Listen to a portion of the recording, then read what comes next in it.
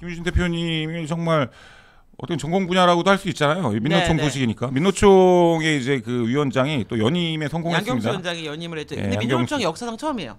처음이야 연임을 한 네, 게. 연임을 한 적이 없어요. 아 진짜요? 네, 네. 오 그렇네 보니까. 네. 예. 근데 이게 민노총이 원래는 간선제 투표를 했거든요. 대의원 투표. 네네네. 그러니까 그 연맹이나 이렇게 산별들이 다 그 소속 사업장 위원장들 중심으로 했고 투표를 했기 때문에 약간 네. 전략 투표가 가능했어요. 그러니까 뭐 미리 네. 다 이렇게 해가지고 표단속하고 이렇게 해서 연맹들이 다 그렇게 전략 투표를 해서 대연대 투표를 하다가 이게 직선제로 바뀌었어요. 네. 직선제 바뀌고 첫 번째 위원장이 양경수인데 네. 아 그래요? 그 이유가 민주노총이나 경기동부가 뭘 했냐면 그 동안에 비정규직들 택배 노조나 그다음에 학교 비정규직, 네, 뭐 금속노조 이런 예, 거. 그다음에 예. 마트 마트 노조. 그래서 서비스 연맹이 예. 비정규직이 많아요. 그러니까 기존의 민노총은 아주 대형 노조, 뭐 예를 들어서 뭐 전교조, 그렇죠. 뭐, 예, 예. 뭐 어디 울산, 금속, 뭐 예. 현대, 현대, 중공업, 기아 뭐 이런 데가 건데, 되게 셌는데 네, 메이저였는데, 네, 지금은 그 그러니까 경기도연구연합이 네. 그 비정규직 먹은 거예요. 그런 예. 노조를 다 만들어서 치고 들어왔다 이거 아니야? 그 전에 민주노총이 네. 계속 경고를 했었던 게 뭐냐면 네. 니네 네. 그 이렇게 정규직 중심으로 하면은 지금은 마치 정규직이 보편적 교육 형태라고 보이지만 네. 사회가 점점 그 뭐지 그거 뭘? 비정규직이 네. 보편적 고용 형태가 되고 정규직이 특수고용직이 될 거다. 아하. 그러니까 비정규직 문제에 신경 써야 된다고 계속 네. 얘기를 했단 말이야. 네네네네. 근데 정규직들이 말로는 비정규직 정규직 하라 막 이렇게 하지. 네. 근데 막상 합의할 때는 임금 1% 올리려고 비정규직을 버린다고. 정규직들 항상 그랬어. 네. 그 민주노총 내부에서 뭘 갖고 제일 많이 싸우냐면 그 임금 인상을 할 때 있잖아요. 네네네. 정규직들은 퍼센테이지로 인상하자 그래. 그게 유리하니까. 근데 비정규직들은 정액으로 인상하자 그래. 아, 정액으로. 정액 5만 원, 정액 10만 원 이렇게 네. 하면 비정규직이 유리하지. 네네네. 근데 정규직은 5%, 3% 이렇게 얘기해야 자기가 임금이 높잖아. 근데 정규직은 급여가 높으니까 양보할 만하잖아. 네네. 안 양보해 절대로. 그러니까 비정규직들이 많이 당해서 정규직들한테서 이게 문제가 될 거다 싶었는데 그 이제 그런 틈새를 타고 네. 경기동부 주사파들이 사실 민주노총 주사파가 그렇게 많지 않았어요.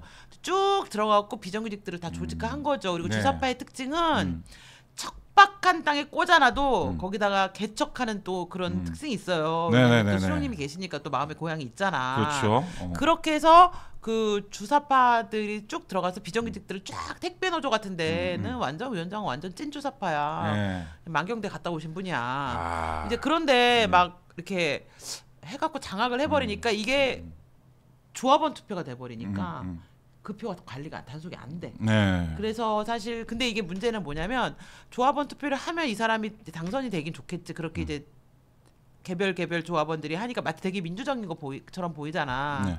근데 민주노총은 그렇게 움직이는 조직이 아니야. 양경수가 오늘 파업합시다 한다고 해서 저기는 조합원 한 명이 파업을 결심하는 조직이 아니야. 어떻게 움직여야 되냐면은 민주노총이 있어. 그럼 금속노조가 있지. 예를 들면 금속노조를 예를 들면 금속노조가 결심을 해줘야 되잖아. 그리고 금속노조가 현대자동차한테 결심을 해줘야 되잖아. 근데 현대자동차 혼자 파업에 못 들어간다고. 왜냐하면 그러면 다른 자동차, 기아자동차가 더 많이 팔리면 어떡해. 그러니까 이게 동맹으로 해서 너도 파업, 나도 파업해야 서로 손해가 없잖아요. 아, 그렇죠. 그렇죠. 이렇게 해야 파업이 가능한 조직이란 말이야. 그러니까 즉 민주노총이 산별연맹이랑 네. 그 단위 사업적 노조를 못 잡고 있잖아, 지도부를. 네. 그러면 민주노총이 단위를 못 움직여. 기층 단위를 움직일 수가 없는 조직이라서 네. 이 조직은 사실 대의원제로 하는 게 맞아. 근데 이 파퓰리즘의 이것 때문에 그냥 조합원들 다 투표합시다. 그러니까 듣기에 좋다. 민주당 한 소리랑 똑같은 거야. 청년들 뭐 가르치지 말고 3만 원 네. 꽂아주자 하는 게 당장 좋잖아요. 네네네네. 근데 약간 그런 파퓰리즘적인 걸 이용해가지고 직선제를 해버렸어. 네. 그리고 나니까 어. 양경수가 비정규직 출신이거든요. 상상도 못하는 경기동부가 갑자기 민주주의 경기동부가 돼버린 거야. 그전에는 경기동부가 아니었는데. 저는 지금 대표님한테 처음 들었는데, 제가 알기로는 이게 경기동부연합, 그러니까 통신당이 해산되면서 그 경기동부연합 세력이 이제 민노총으로 들어와서 딱 장악을 한 걸로 알고 있었는데, 그렇게 경기동부연합이 이렇게 힘이 이렇게 있었던 게 아니라 이거예요. 경기동부는 워낙 그 규율 자체가 청소부, 뭐 가사도우미, 네. 뭐 학습지 이렇게 밑으로 내려가는 게 경기동부의 어떤 그런 현장에 투신하는 방법이에요. 네. 그 이유가 있는데 예전에 이제 학생운동권들은 그래도 학교가 좀 좋잖아. 그러니까 뭐 고시를 본다거나 다시 대학원을 가서 교수가 된다거나 다른 길들이 가능해. 근데 경기동부는 사실은 조금 저학력이 학벌이 낮아. 네. 외대 용인이부터잖아. 네, 그렇죠. 그러니까 사실 운동을 하다 갈 수 있는 데가 별로 없어. 네. 그래서 성남시는 모든 청소용역업체가 다 경기 동부야. 야. 그러니까 그 얘기도 있잖아요. 이재명이 처음에 정치 생활을 시작하게 해준 것도 경기 동부 연합이다. 그렇죠. 예. 그러니까 이재명 입장에서는 경기 동부 연합을 안 챙길 수가 없는 거 아닙니까? 이재명이 처음 정치를 시작할 때 제가 있었죠. 그때 어디 있었는데? 성남시립병원 투쟁할 때. 진짜. 네, 보건의료노조 있었잖아. 그럼 그때 이재명이랑 좀 이렇게 좀 우호적인 관계였겠네요. 우리 그래서 이재명이 제일 좋아하는 노동운동가가 정혜선이라는 분이거든요. 네. 보건의료노조 수석부위원장님 나랑 되게 친해요. 진짜. 어. 그러니까 보니까 이제 양경수 이 사람이 용인외대 그 총학생회장 출신이네요. 그러면 그렇죠. NL이라고 봐도 되는 거잖아, 주사파. 그러니까 이 경기 동부가 어떻게 생긴 거냐면 그 옛날에 광주 있잖아. 경기도 광주로 철거민들을 다 보냈어. 기억나요? 광주 대단지 사건인가 이래가지고 네네네네. 그러면서 이제 철거민들이 다 도시에서 밀려난 네. 철거민들이 경기도 성남의 광주에 모였었어요. 네. 근데 그 서울에서 밀려난 철거민들 중에 누가 많았겠어. 해방 직후니까 빨치산의 아들 딸들이 많았겠지. 그렇겠죠. 좌익 활동하던 사람들이 많았을 그렇게 거잖아요. 많았겠죠. 예. 이 사람들이 경기도 광주에 또아리를 틀어. 근데 터전을 이게 만든 성남이 거. 확장되면서 성남시가 돼버린 거예요. 경기도 광주가 그래서 이제 이 친구들이 빨치산의 아들 딸들이잖아. 네. 그러니까 학교를 가는데 네. 저기를 안 가. 서울에 있는 학교를 갈 점수가 돼도 외대 용인을 가. 그 주변 지역 사업을 하려고. 진짜. 그리고 설사 내가 서울대를 나와도 네. 자기의 마음의 고향은 네. 경기 남부야. 잠깐만, 그렇게 따지면 지금 성남이랑 광주, 경기도 광주가 그 빨치산의 후예들이 자손들이 많죠. 많을 수밖에 없는 거네. 많아요.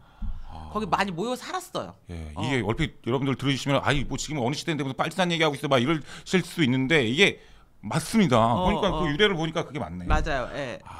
그래서 그 뭐 난장이가 쏘아올린 작은 공인이 뭐 이런 예. 게 사실 철거민들 얘기잖아. 그 사람들이 모여서 살았던 데가 경기도 광주였고 거기가 네. 성남시가 돼버린 거지. 그래서 그 성남을 기반으로 한 경기 동부가 생긴 거죠. 그러니까 경기 동부는 사실 굉장히 빨개요.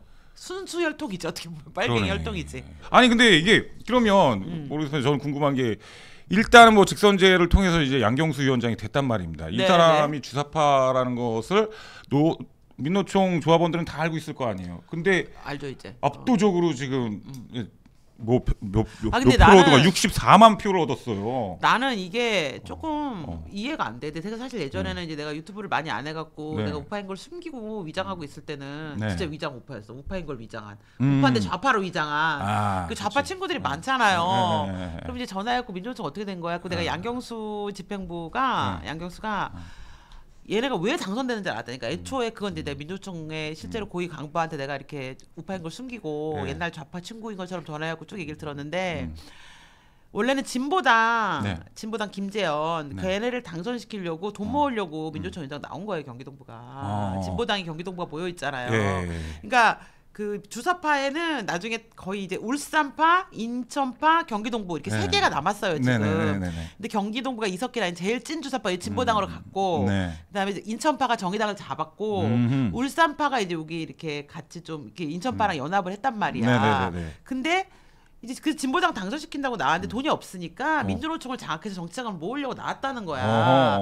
그랬는데 갑자기 어느 날 네. 양경수의 입장이 바뀌었다는 거야. 경기동부 입장이 이재명으로. 어떻게? 이재명으로. 대선 때. 대선 때. 나올 때는 막 김재현 당선시킬 것처럼 네. 나왔는데 네. 언제 대선 때가 언제? 지난 대선 때? 이번 대선 때 입장이 민주노총이 선회하면서 이재명으로 바뀌었다는 거야. 그래서 얘가 마치 김재현 당선시킬 것처럼 신보당 때문에 나온 것처럼 했지만 사실상 이재명을 지원했고 그게 이번에 민주당이 전북에서 한 일이지. 강성희가 당선되잖아. 민주당이 후보를 안 냈잖아. 그렇죠. 그게 사실은 경기동부와 민주당이 암암리에 대선부터 이재명이기 때문에 이재명 경기동부 라인이랑 이 친인맥이 있기 때문에 그러니까 나는 경기동부와 이재명을 이렇게 쥐락펴락한다고 생각하지 않아.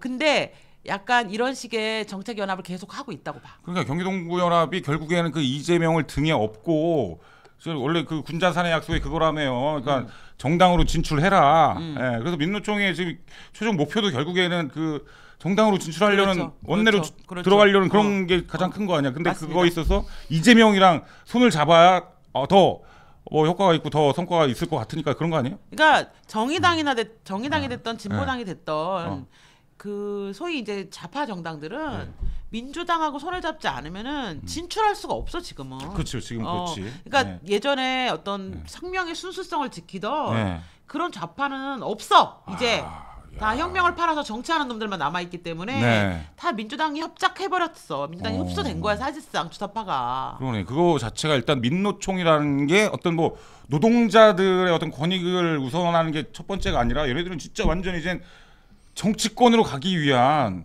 그런 지금 단체라는 게 입증이 네. 확실히 되는 거네 이게. 근데 나는 이해가 안 되는 게 민주노총 선거가 보통 사파전이야. 예, 예. 첫 번째 이렇게 극렬 주사파들 하나가 있고 두 번째는 사회적 교섭을 하겠다. 정부랑 교섭을 하겠다. 노사정 교섭을 하겠다고 하는 약간 합리적 NL들이 있어요. 네네네. 그다음에 PD 중에서도 약간 좀 합리적 PD. 음. 합리적 PD라는 게 되게 웃기지만 공공연맹 같은 데가 지금 그렇거든요. 그러니까 네네. PD인데 아주 막 뭐 당장 사회주의 혁명을 하겠다 이게 아닌 PD들이 있단 말이야. 그러니까 자본주의 대대노에서 어쨌든 PD 정책을 구현하겠다는 PD가 있다면 네. 현장파라 그래가지고 해고 노동자들 중심으로 했고 당장 뭐 타이를 때려 부시고 그냥 뭐 어디다 막 불을 질러가지고 뭐 그냥 예. 의회를 없애버리자 이런 PD가 있어. 예. 이 네 파가 항상 나와. 근데 도대체 어떻게 이번에는 NLPD 두 파만 나왔냐는 거야. 난 이해가 안 돼. 그래서 이거를 그러게요. 좀 알아봐야 되는데 지금 나랑 안 놀아줘가지고. 좀 알아볼 때가 이제 없잖아요. 없어. 이제 다 이제 우파라는 거 다 아셔가지고. 나 요즘 쇼츠 때문에 너무 네. 쇼츠가 너무 많이 퍼졌고 욕 먹어가지고 나한테는 아니, 지금 얘기를 안 해줘. 다른 익명으로 다른 폰으로 어떻게 단톡방 어떻게 들어갈 수 없습니까? 그냥 민경원 대표님 시켜갖고 해야지. 민경원 어차피 연잘한 게 아는데 워낙 NL에서 이게 입지전적 인물이기 때문에 그래도 민경원가 전화하면 예의 바르게 받아주는 애들이 있거든. 내가 하면 난 쩔이니까 나한테는 겁나 화풀이를 할 거란 말이야. 아, 그래서 진짜? 민경원 대표님한테 꼬셔갖고 전화해보라고 하려고. 시계에다가 이렇게 몰카 달아가지고. 그래서 그렇지 어떻게 그렇지 찾아가 그렇지 봐요. 그렇지. 사실 내가 네 아버지랑 지인이야. 나 잠깐 만나볼까? 우리 아버지가 당신 아버지랑 같은 빨치산이었고. 그래. 이거 좀 받아 이거. 300만 원짜리 명품백 그러니까 한 3만 원짜리 홍삼 세트 들고 가가지고 이거 진짜 홍삼이야. 그래. 진짜 정관장이야. 그래. 그거 해보자. 그거 해봐야 되겠다. 좋은 생각인데. 근데 내가 보기엔 그 모든 것에서 핵심은 시계 몰카가 제일 비싸겠는데? 그렇습니다. 그러니까 일단 나는 좀 소름 끼치는 게 아까도 말씀드렸지만 이 100만이 넘는 그 조합원의 60%가 일단 양경수를 찍었다라는 거, 그러니까 주사파를 찍은 거 아닙니까 투표를. 그러니까 나같이 그러니까 순수한 사람 입장에서 이거 진짜 근데 내가 그걸 알면서 찍었다라는 게. 득표율을 봤을 때는 NL이 연합을 했다 이렇게 보고. 네. 근데 내가 보기에는 그러면 합리적 NL들이 다 그러니까 교섭파. 근데 그럴 수도 있어. 이게 문재인 정부 때는 교섭을 하자. 네. 민주노총이 교섭을 해도 되는 상황이었거든. 음. 민주노총 교섭을 했어야 됐어. 네. 근데 민주노총에 이런 이제 아주 그냥 이런 극자들이 교섭만 한다 그러면 막 신나통 들고 오고 막 화염병 던지고 막 이런 애들이 있어. 네, 그렇습니다. 막 네. 식칼 들고 왔었다니까. 어. 민주노총 대의원들한테 사회적 교섭하면은 정부랑 얘기하면은 죽여버리겠다고 식칼 들고 막 난입하고 이랬었어요. 그런 애들이 있기 때문에 사실 사회적 교섭이 잘 안 되는데 근데 문재인 정부는 사실 거의 프롤레타리아 독재에 가까웠기 때문에 민주노총이 교섭을 할 수 있는 유일한 기회를 상실한 거지. 근데 어차피 윤석열 정부에서는 뭐 합리적이나 비합리적이나 그냥 네. 교섭할 마음이 없으니까 그냥 이게 양경수 밀어주고 얘 구속시키고 끝내자 뭐 이런 마음이 아니었을까 이런 생각 좀 들어요. 그렇습니다. 어쨌든 뭐 양경수는 이제 위원장에 당선이 되고 나서 일단 한 말이 그거야. 윤석열 정권을 끝장내고 노동자의 새로운 희망을 세우자. 이게 이제 민노총에서 나오는 그 취임사가 이런 느낌이란 말이에요. 근데 이거에 대해서 이거를 사실 민주노총이 조장한 거지. 왜냐하면 자기 때도 노란봉투파 안 했어. 심지어 민주노총이 어디를 점거농성했었냐면 민주당사를 점거농성했었다니까. 노란봉투파 통과시키라고. 안 했던 애들이라니까. 근데 갑자기 윤석열 대통령 되니까 언제부터 자기네가 민주노총하고 그렇게 친했다고 노란봉투파 통과시켜 버리니까 이게 그거야. 지금 내가 보기에는 노란봉투법을 거부권을 행사함으로써 윤석열 대통령은 반노동적이다 이렇게 만들려고 그러는 거지. 예. 그래서 중요한 거는 이제 어찌됐건 이제 민주당과 민노총은 한 몸이다라는 게 이제 좀 맞는 거잖아요. 그렇게 되는 게 그죠? 그렇죠. 다음 총선의 민주당 입장에서는 총선의 승리를 위해서라도 민노총을 안고 갈 수밖에 없는 거잖아. 예.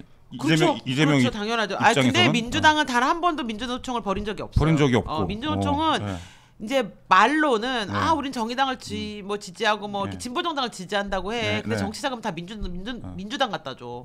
왜냐하면 민주당이 갖다 줘야지 자기네가 원하는 법 통과되기 때문에 정치자금 다 민주당한테 줘. 정의당하고 정의당, 진보당, 민주당이 있잖아. 그러면 나눠준다고 말은 해. 정의당 의원이 몇 명 있어. 몇 명 안 되지. 민주당 의원이 얼마나 많아. 근데 실제로 민주당에 들어간 돈이 훨씬 많아요. 민노총 이러다가 뭐 조만간 민노총이 꿈꾸는 건 또 그런 거 아닐까? 그러니까 제2의 통진당을 만드는 뭐 그런 건 있지 않아요? 그런 없어요? 그러니까 자기네들의 어떤 정당을 만들기 위한 어떤 이게 지금 초석을 다지고 내가 있는 보기에 거야. 근데 이게 그런 게 있지. 얘네들 입장에서 그러니까 이게 좌파의 전술인데 정권이 보수 정권이잖아요. 네. 그러면은 하나가 돼야 돼. 보수 정권 타도가 목적이니까. 음. 그러니까 민주당과 진보당과 정의당이 갈라지면 안 되니까 민주노총 입장에서 민주당이 힘을 실른다고 큰 맏형한테. 네. 근데 정권이 민주당이야. 음. 정권이 민주당이 되면 민주당 정권 하에서는 자기네가 이제 조금 세를 키울 수 있는 게 있어. 그때 네. 정의당이나 진보당의 당가입 운동을 한다고요. 항상 그래요, 좌파는. 그렇죠. 근데 지금은 정권이 윤석열 정권이잖아. 네. 그러니까 민주노총과 민주당은 그냥 그나물의 그 밥이라고 봐야 되는 거지. 그렇습니다. 그러니까 그리고 결론적으로 결정적으로 이렇게 보면은 그 민경호 대표님이나 이렇게 말씀 들어보면 이게 군자산의 약속이라는 게 NL끼리도 이렇게 막 의견이 갈렸었다면서요. 그러니까 진짜 우리는 제야에서 투쟁하자랑 뭐 정당으로 진출하자랑 깜짝 놀랄 거야. 나 꿈이 뭐였게? 뭔데요? 운동권, 학생 운동권일 때. 꿈이요? 대통령. 아니야. 간첩? 전민항쟁의 한복판에서 적의 총에 맞아 죽는 거. 진짜. 그러니까 미친년이지 않아? 근데 내가 그런 꿈이었다니까. 그러니까 그런 비장함 있잖아. 근데 지금 생각해. 내가 아니, 어떻게 꿈을 이루어드려? 아니 나는 근데 그걸 보면서 민주당 의원들이 그때 내가 대학교 2학년 때였는데 딱 내 고 수준이라는 거야. 왜냐하면 전민항쟁은 일어나지도 않고 우리가 항쟁을 한다고 저기 총을 쏘질 않아. 그렇지. 그러니까 그 시대에 내가 92년에 사는 게 아니고 82년에 살았던 거야. 그냥 72년쯤에 살았던 거야. 그러니까 그런 이상한 생각을 했다니까. 근데 민주당이 지금 딱 그런 민주당이 지금 장경태나 그렇다며. 뭐 저기 김용민이 지금 딱 나 대학교 2학년 때 상태라니까. 개엄, 걔가 개엄. 원하는 그런 세상은 아니라니까. 그건 이미 다 끝났어. 한국 역사에서 50년 전에나 이제 말했어야 되는 거고. 나는 웃긴 게 말도 안 되는 얘기야. 아니, 원영석 변호사가 그런 얘기 하잖아. 계엄 요즘에 계엄령 내리면 탱크가 차 밀려서 오지도 못한다. 탱크 오면 뭐해?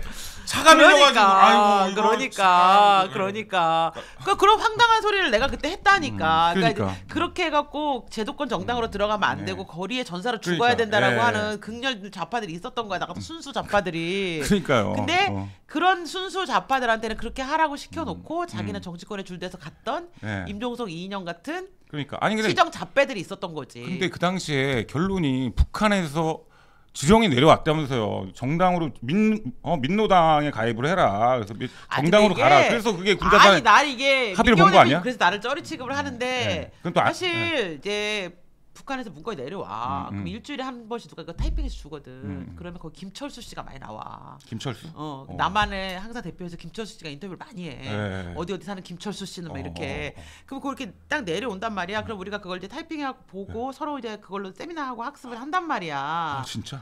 나는 근데 그렇게 학습을 했는데 거기에 보면은 네. 북한이 이렇게 뭐 아주 정확하게 민주노동당에 가입해라 이렇게 하지 않는다니까. 뭐라고 얘기하냐면 뭐 저 보수 역적 도당을 처단하기 위해서 뭐 당선 가능한 야당에 투표하십시오 이렇게 나온다니까. 그럼 그 의역을 하는 거야 그러면? 그런데 나는 이제 그렇게 할까 해석이 좀 분분했어. 근데 민경호 대표님 직접 전화를 하잖아. 그래서 통화를 하니까 정확하게 말할 거 아니야. 무슨 말씀이신 거예요? 그거 이렇게?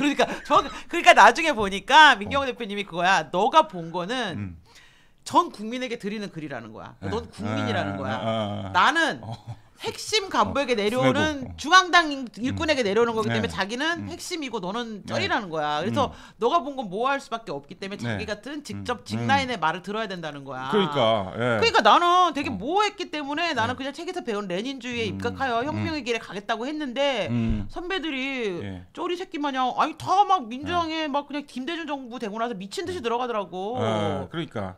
그때 허인혜 예. 허인혜 선배가 김대중 대통령 데리고 와서 우리랑 같이 밥도 먹었다니까 김대중 후보. 그래갖고 내가 허인혜 선배한테 지금만 우리 이용해 먹지 마시고 대통령 되면 우리 자주 불러주셔야 되는데 한 번을 전화 안 하더라고 이 개새끼가 태양강하느라고. 아 죄송합니다. 아니 정재준이. 재준님 미안해. 내가 빨대양이랑 잠깐 헷갈렸어요.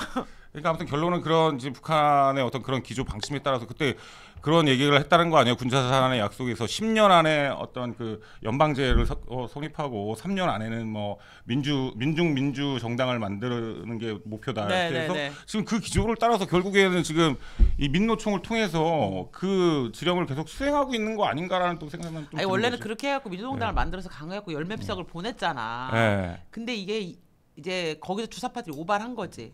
이정희까지는 괜찮아. 이석기를 보내면 안 되는 거야.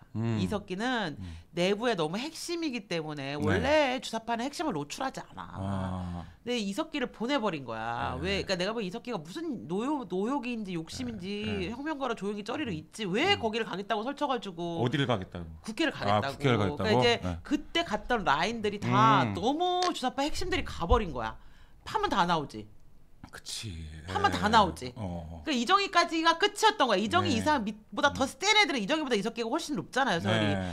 이석기 정도를 보내면 안 되는 거야. 민경호 같은 애를 보내면 안 되는 거야 국회에. 그렇습니다. 왜냐하면 털면 너무 많이 나온단 말이야. 근데 걔네들을 국회에 보내버린 거야. 그러니까 털렸잖아. 그래갖고 종북몰이 당하고 해산됐잖아요. 그러면 이제 우리 생각에는 북한의 꿈은 끝났어야지. 민주정당을 정당을 통해서 뭔가 혁명을 하려는 그 꿈은 끝났어야 되는데 그들을 받아서 주사파의 온거지가 된 민주당이라고 하는 더 좋고 더 거대한 정당이 생겼고 또 민주당은 너무 웃긴 게 자기네가 문재인 같은 애들은 자기보다 진보당보다 자기가 훨씬 덩치가 크잖아.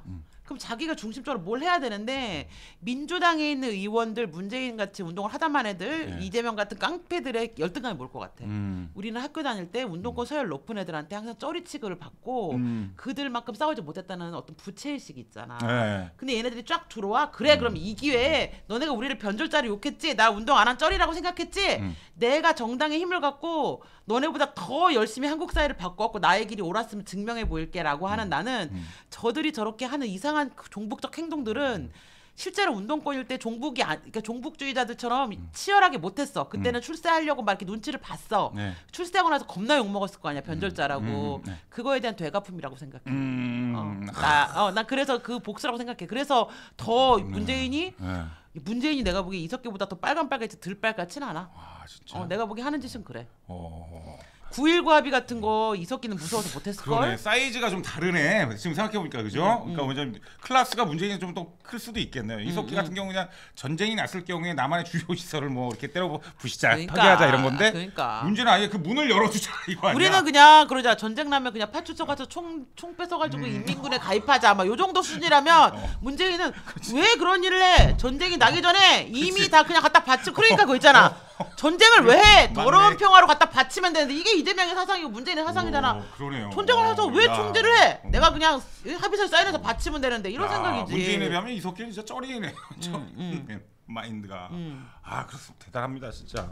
어쨌든 간에 이재명 입장에서는 민노총이 나의 정치 인생을 또 시작하게 만들어줬기 때문에 어떤 마음에 어떤 그런 게 있겠다. 좀 잘해줘야 되겠다는, 챙겨줘야 되겠다는 그런 게 있지 않겠습니까? 이재명이 운동권에 대한 열등감이 제일 강해. 열등감이. 운동권이 되고 싶은 애야. 예. 그래도 이재명 같은 경우는 뭐 예전에 학교 다닐 때 무슨 뭐 저기도 하고 했다며. 아니 우리가 뭐 대학교 공장에서 일도 때 그거는 그냥 돈이 없어 간 거고. 노동운동 이런 건 아니고. 우리가 그 운동권들 솔직히 말해보면은 네. 집안이 먹고 살만한 애들이 했어. 먹고 운동권이? 살기 힘들어서 내가 대학을 다니면서 생계도 책임지고 등록금도 벌어야 되는 애들 운동할 시간이 어딨어. 그치 그건. 막말로 부모가 소를 팔고 땅을 팔아서라도 등록금을 대줬으니까 그 지랄을 하고 다녔을 거 아니야. 그렇죠. 그 좀 먹고 살만한 애들이 많이 했고, 그러니까 그런 것도 있고 이재명 그때는 그만해도 그래도 약간 도덕성이 있어가지고 남의 걸 훔치거나 막 누구를 때리거나 이런 짓을 안 했다니까 운동권들이. 물론 이제 나중에 경찰 때리고 막 뿌락지 사고 물고 할 때 있지. 그때 이제 막장으로 간 건데 그래도 이렇게 땅 투기를 하거나 이런 생각을 못했다니까. 그러니까 이재명 정도의 도덕성이면은 학생운동권에서는 안 받아줬지. 받아주지도 않았고. 예. 근데 또 운동권 중에서도 막 그런 사람들도 많았다면서요. 솔직히 이렇게 뭔가 좀 멋있어 보이고 솔직히 뭐 그렇다고 뭐 공부를 뭐 열심히 안 해도 되는 거고 또 여자 후배들도 많고 또 이렇게 하고 하니까 이렇게 땀 딱 쭉 가지고 막 그랬다며 이렇게 뭐 이렇게 땀만 닦아줬겠어? 나 그런 거 있잖아 막 그런 땀만 그런 거를 막 쫓겨줬겠어? 즐기면서 하는 뭐 그런 거 의장님 지나가면 오빠 막 이랬지. 거의 약간 BTS 지나갈 때 아미 하듯이 했다니까. 그러니까 네. BTS 아미님께 심심한 사과의 말씀을 드립니다. 그렇습니다. 그러니까 제가 드리고 싶은 말씀은 그 소유 운동권이라고 하는 사람들 중에 어떤 본질을 벗어나서 아주 그런 어떤 그런 쾌락 때문에 했던 사람들도 좀 많지 않았나 이런 생각이 드는 거지. 난. 뽕이 있었겠지. 아무래도 이렇게 막 그 있잖아. 난 남패미들도 비슷하다고 생각하는데 여자들이 멋있어요 이런 거에 대한 남자들 환상이 있지 않아? 그러니까요. 근데 이번 하여튼 민주노총 선거는 제가 여러분 좀 너무 죄송한데 깊은 내막을 좀 들어보질 못해가지고 요런 이제 그러니까 표피적인 얘기 정도를 드렸는데 제가 좀 깊은 내막을 좀 들어보고요. 예. 약속드리겠습니다. 성대준 TV에서 빨대양 아니고 성대준. 제가 어제 사실 강희영과 이재명의 첫 만남도 빨대양 아니고 성대준 TV에서 제가 까지 않았습니까? 맞습니다. 그건 진짜 예. 나만 아는 얘기야. 이 민주노총 내부 상황도 제가 여기서 음. 최국님과 함께 있을 때 네. 반드시 좀 내부 사정을 알아서 말씀드리겠습니다. 그리고 저는 뭐 아니 상식적으로 통진당이 해산됐으면 그 해산된 그 멤버들은 예를 들어 정당 활동이나 이런 걸 못하게 막아야 되는 거 아닙니까? 난 맞습니다. 그 해산한 의미가 없잖아. 해산시키면 뭐해? 다른 조직으로 또 이제 우리나라는 들어가가지고 다 하는 걸. 두 가지 범죄를 제외한 나머지 범죄에 대해서는 굉장히 작게 범죄 경력에 대해서는 굉장히 너그러워. 예. 너무나 황당하게도 그러니까 국가가 되게 비겁한 거지. 어른들이 저지른 범죄는 아이 사람이 한번 죄를 지을 수 있지. 그렇게 뭐 연자제처럼 가져간다는데 왜 계속 가져가냐 난리치지. 예. 미성년자들이 저지른 범죄 학폭에 대해서는 그치. 죽을 때까지 그냥 아무것도 못하게 막아라. 맞아요. 굉장히 비겁한 어른들이 자기들 범죄에는 맞습니다. 굉장히 너그럽고 아이들 범죄에는 굉장히 엄해. 맞아요. 두 번째 뭐 살인도 괜찮아. 다 괜찮아. 성범죄만 안 돼. 이 두 가지만 아니면 음주운전 한 놈이 MBC에서 방송하고 돈 봉투 받은 놈이 검찰 법무부 장관 욕하고 이런 거 다 관대. 그런데 성범죄랑 그 학폭. 그러니까 너무 웃긴 게 나는 송영길이 300만 원 있잖아요. 돈 봉투 문제에 대해서 잘났다고 소리소리 지르고 그렇게 길을 쓸고 결백을 증명하려고 하지 않는데 네. 베트남 문제만 결백을 증명하려고 그러잖아. 왠 줄 알아? 돈 봉투 정도 뿌린 거는 자기가 보기에 시간 지나면 다 검찰 욕하면 되는데 베트남 성범죄는 문제가 되니까 재판까지 가버리잖아. 맞아요. 그러니까 내가 나 친한 도의원한테 물어봤어요. 야, 너 정치인들은 할 때 처음에 정치 시작하려고 할 때 좀 걸림돌이 되는 거 있지 않겠냐? 예를 들어 과거에 뭐 이렇게 음주도 괜찮고 다 괜찮아. 괜찮대. 근데 학폭. 학폭 요거 안 된다고 하더라고. 너무 웃긴 거지. 네, 너무 웃긴 나라인 거지. 그건 다시 말해서 뭐냐? 그만큼 심하게 막단 얘기 사실은 아니에요? 범죄가 다 나쁘지. 범죄가 나쁜데 가장 범죄의 어떤 그 가중도나 다른 사람에게 피해 정도로 보잖아. 아니, 포함된 사람이 많다는 얘기 아니야? 나는 일단 학폭 있지. 그 어린애 때 저지른 거잖아. 애들은 그 촉법소년이라 그래서 미성년자들은 감옥도 안 보내. 그러니까. 근데 그 학폭이라는 종지부를 그렇게 평생 물론 그 피해 학생을 생각하면 너무 가슴 아픈 일이지만 그래도 그렇게 평생 그렇게까지 울고 먹어가지고 그냥 학폭 하나 걸리면은 그렇게 난리를 쳐야 되겠냐고. 근데 이재명이 이재명 주변에서 사람들이 죽어나가는 거에 대해서 얼마나 관대한지 몰라. 맞습니다. 그리고 쥐들도 운동권 사람들도 운동할 때 뭐 서로 막 선배와 후배 겁나 팼을 거 아니에요? 그러니까, 안 팼겠습니까? 그러니까. 그러면서 말이에요. 참.